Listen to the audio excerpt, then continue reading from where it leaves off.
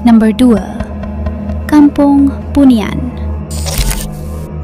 Ramai yang mendakwa bahawa Kampung Bunian ini terletak di kawasan belantara dalam pulau besar, sedikit jauh dari laluan utama menuju ke makam Sultanul Arifin. Kawasan ini sunyi, penuh pokok besar dan terasa seolah-olah masuk ke dunia lain.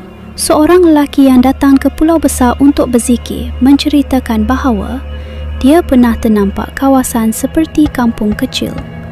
Ada rumah kayu, kanak-kanak bermain dan bau asap dapur. Tapi apabila dia mendekati kampung tersebut, semuanya gaib sekelip mata.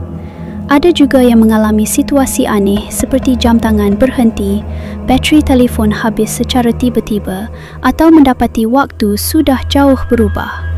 Kononnya, pelawak yang tidak menjaga adab seperti bercakap kasar, mencabar kehadiran makhluk halus atau berniat jahat akan lebih mudah terserempak dengan dimensi Kampung Bunian dan mungkin tidak akan pulang semula ke dunia nyata dengan selamat.